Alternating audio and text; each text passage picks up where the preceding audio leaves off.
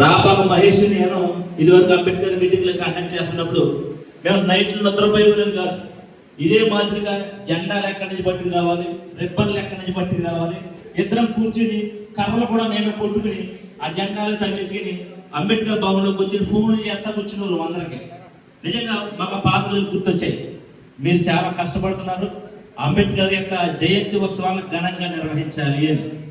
బాబాసాహెబ్ అంబేద్కర్ ఆయన యొక్క ఆనవాళ్ళు ఈ భారతదేశంలో లేకుండా చేయాలని, ఆయన యొక్క గుర్తులు ఈ భారతదేశంలో సమూలంగా నాశనం చేయాలని పెద్ద పెద్ద స్కెచ్లే వేశారు. అంత పెద్ద పెద్ద ఏకైక వ్యక్తి బాబాసాహెబ్ అంబేద్కర్. ఆ భారతదేశంలో అన్ని వర్గాల మనుషులు ఉన్నారు.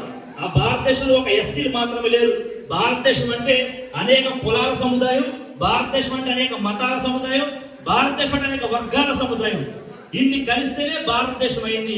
ఈ భారతదేశం పరిపాలించబడడానికి బాబాసాహెబ్ అంబేద్కర్ చాలా పెద్ద త్యాగం చేశాడు.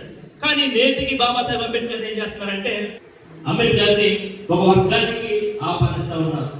ఇవాళ బాబాసాహెబ్ అంబేద్కర్ నిజంగా స్వార్థం చూసుకున్నట్లయితే కనుక ఈ భారతదేశంలో ఎస్సీలకే మేలు చేయాలనే ఒక ఉద్దేశం అంబేద్కర్లో ఉండుంటే కనుక ఎస్సీలకు మాత్రమే, నా వర్గం మాత్రమే బాగుండు అనే ఒక స్వార్థం అంబేద్కర్లో ఉండుంటే కనుక నేటికి ఈ భారతదేశం ఎస్సీల చేతిలోనే ఉండేది. ఎస్సీలే సంపన్నులుగా ఉండేవారు, ఎస్సీలే ధనవంతులుగా ఉండేవారు, ఎస్సీలు మాత్రమే చదువుకుని ఉండేవారు. బాగా శూద్రులుగా పిలవబడినటువంటి అందరికీ, అంటే కాపుకులలో పుట్టిన పవన్ కళ్యాణ్ గారికి, కమ్మకులలో పుట్టిన చంద్రబాబు నాయుడు గారికి, రెడ్డికులలో పుట్టిన జగన్మోహన్ రెడ్డి గారికి, వీరందరికీ పరిపాలించేటువంటి హక్కులు కలిగించిన వాడు ఎవరయ్యా అంటే బాబాసాహెబ్ అంబేద్కర్. ఇలాంటి మంచి విషయాలు చాలా ఉన్నాయి అంబేద్కర్ కోసం ప్రజలకు చెప్పాల్సి.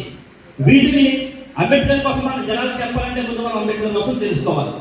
మనం రీసెంట్ గా చూస్తా ఉన్నాం, ఒక అంబేద్కర్ కోనసీమ జిల్లాలోనే 67 చోట్ల అంబేద్కర్ అవమానించారు. అంటే భారతదేశంలో చూసుకుంటే 7,000 చోట్ల